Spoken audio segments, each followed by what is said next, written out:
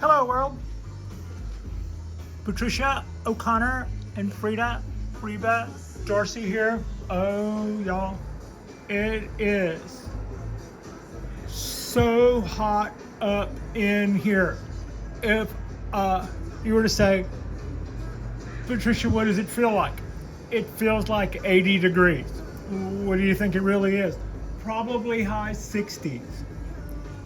But I've gotten acclimated to colder, and cold was always my, I always said cold was my kryptonite before.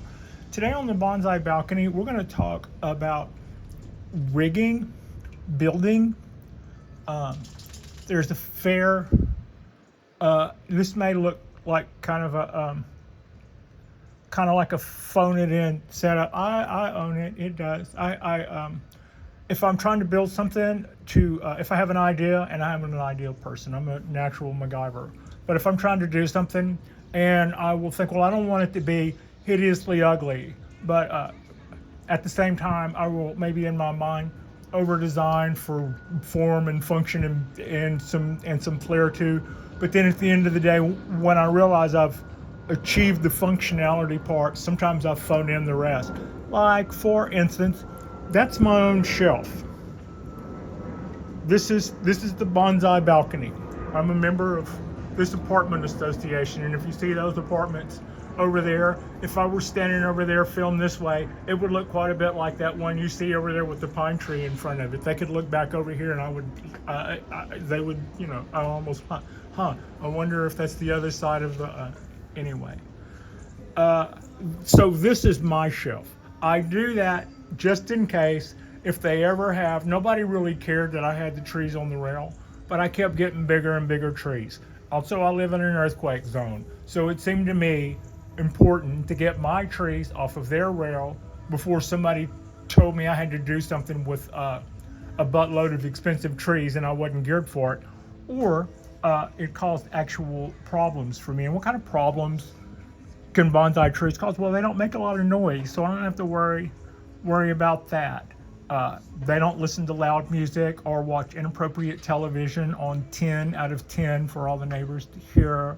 They just, what they can do is when you water them, and they do require your constant attention, that spill off can be an issue. So that's kind of the first thing we're looking at is beautiful little oak tree that's flushing out with all kind of new spring-like growth. The second thing we're looking at, if we kind of pull back in the picture a little bit, is we're also looking at my shelf, which, as you can see, has a lip. At the time, that lip was the dimensions of the widest pot I would put in there. But that wouldn't allow me to, for instance, turn that oak tree sideways. It's too long to fit in there if I take it this way and turn it this way. Same with that guy, same with that guy, same with that guy. So to fix that, whenever I have to rotate them around all the way around 360, like I do these two pines, that one can do it, the little one. The big one, I'll put that board underneath it, and I have to watch out how the water rolls off. To a large degree, it isn't a huge deal, and that plant down there is probably poised to catch my runoff. I am half-assed like that, but there is also a system in place. As I mentioned, the lip, it's a funny color. It's sort of the color of a tarnished penny, a copper, tarnished copper. And that is because there is a copper liner that I got in a roll. It looks like aluminum foil, but it's about 3 or 4 times thicker. In other words, I can still roll it out and bend and fold it like I'm trying to gift wrap some oblong, weird ski-shaped thing. And so lining the whole thing with copper means it's going to turn whatever colors it turns, because I'm cool. I think that's cool like that. I think this is an okay color. A bright green would be better. If I wanted it to do that, by the way, I could paint that with sea salt, water and sea salt, and vinegar, and I would get some really lush colors. Otherwise, I'm perfectly willing to let nature do that for us. We probably got enough salt in our air because there is water just right over there. So my trees are sitting in, all of these trees here, which take a lot of water, are sitting in a copper gutter so that all my runoff doesn't go off my balcony and cause problems. On a dry day like today, or like when I first started doing this before we started having so much rain, or in the summer when it stops raining, and then in the fall when it stops raining until it picks back up again, you would be able to see a little waterfall coming up my balcony every day. And between you and me, that would be the water that went through my bonsai trees. It may have traces of biogold in it. It may, but if I were seeing that rain down from above, I would be wondering what my neighbor was pouring on my balcony. I would be concerned. I might ask him about it. I may decide it's okay and say, don't worry about it. If I decided it wasn't nothing, I would be concerned if I thought it was their dogs or their cats or something. But to that end, we have measures in place. Almost everything has measures in place, and except for a few holidays, and they don't really cause me any problems, so I've kind of let them go. But if I ever have to address them, I have a means to do so, and we're going to talk a little bit about that also. So, on this copper gutter that wraps all the way around. My shelf wraps all the way around, and it has a copper gutter in the bottom. The highest end, this is not built to be level. Also, the floor beneath us is not level. It has a slope. It slopes out that way. Our shelf slopes down and then slopes ever so slightly down to this corner, and this end is high and slopes down to that corner. If I lifted up that plywood, you would see there's a hole drilled underneath there, and and there is a brass fitting in that hole it's a drain, just short story long. If I go underneath there, you can see a little piece of vinyl hose that dumps into this vat. When we have excessive rain, I'm going to zoom in on the jack. You can see that jack there. You can see the water level. That is how high the water has gotten when we are in constant rains, and every one of these trees in this whole gutter is catching all the rain. So that's not so much a big deal while it's raining. Nobody's going to notice that this vat's overflowing whenever the sky's overflowing and the whole face of the building is overflowing, and all of that's just going to be rainwater that came out of the sky a few minutes before anyway. So that's not the issue. The issue is when that fills up, and then we have a day like today, and I go through and water, and that's still full from the day before yesterday when it flooded. You might notice that little hose. That vat is not exactly level. Where that hose is where the water would seep slightly over the edge, because this is the low side.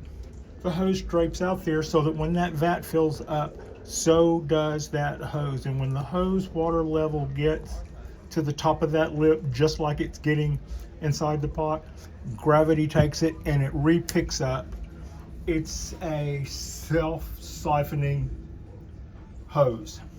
So then when that fills up, it drains it off a foot or two down into this pot, which filters it through that pot, and then, or if that seems to be running, I'll switch it over to here.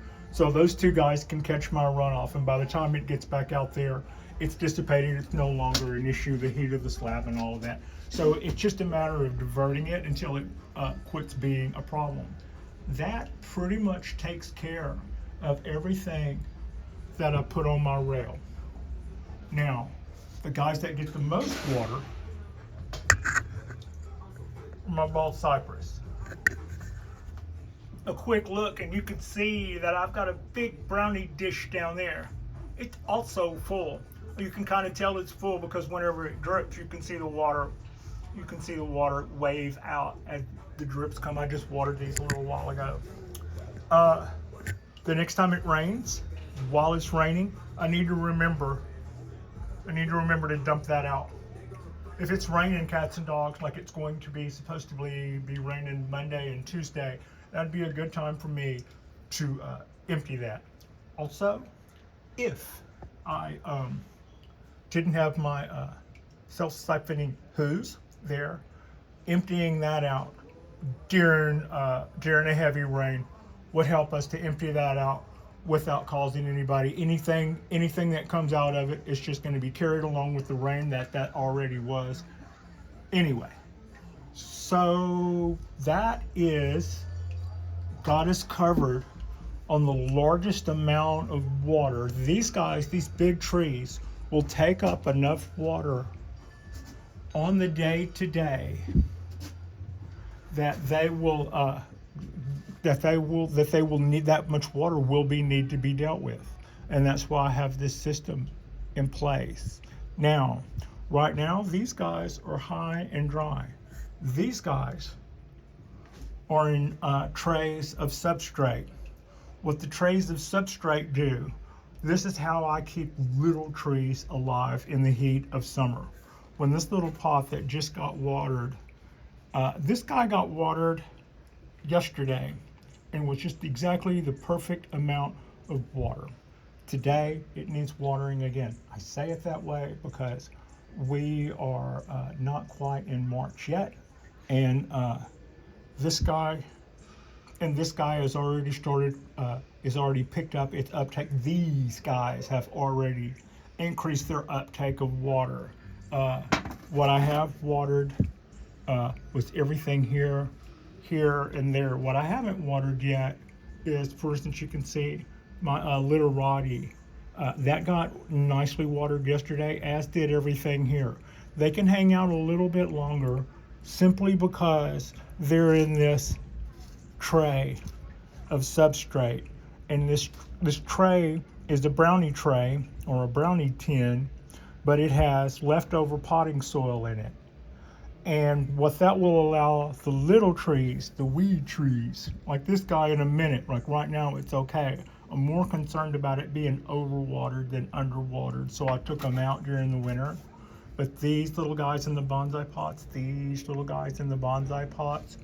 they will all go in trays of substrate. My ability to keep tiny trees alive was not very good until I learned to put tiny little pots that can overheat, or tiny little trees and tiny little pots that can run dry so much faster than the rest of them that if you're just not watching, you can have a problem. But the trees know how to take care of that themselves. They will send roots out the bottom, right? So right now that's fine if I do that. If I leave these ponderosas in this substrate like that, they'll probably get overwatered. So now that we're getting into spring and the temps are coming up and everybody's coming back alive again, these ponderosas will probably go on that back tray, and the pines here will start going back in substrate. I may take and put substrate trays in here and put these guys back in there. The root they send out the bottom is a little tree and a big world's hedge against not having enough water. And until I learn that, like you see, I've got trays of substrate standing by waiting for it to be dry enough for them to be helpful. Right now, with overwatering being an issue, they're less helpful. But the rest of the year, they are a necessity for me. All of our trees are starting to green back up, and while I'm here, I'll just show you. This is my little leftover wisteria. What I planted in there, I took a display that was being thrown away of wildflowers at a hardware store about 3 years ago that I worked at, and I dumped them out in there, and every spring I get more. Well, I have no idea what they are. I just dumped out all the little packets in there, and we're about to start getting flowers. Meanwhile, that's about 4 different wisteria vines that were all stuck down in there, and I'm letting them go. While we're looking at buds, I'm just going to do a little divert right quick.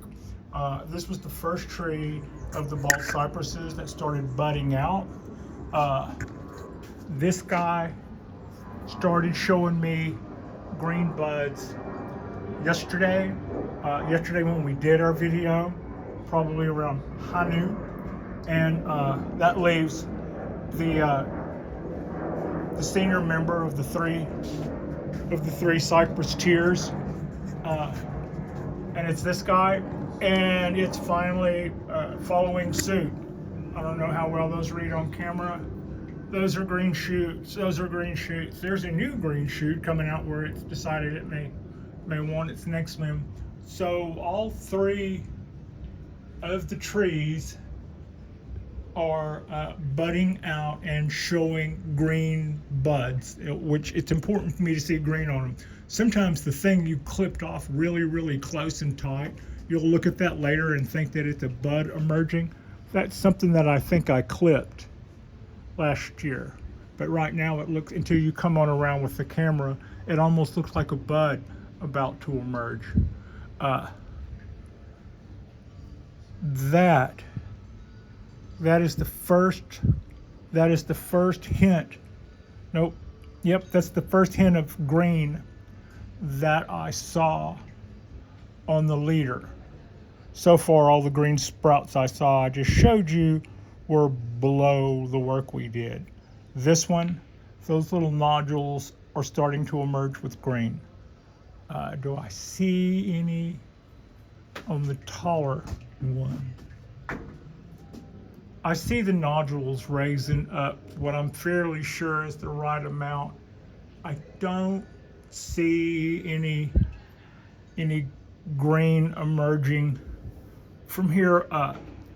Here, yes.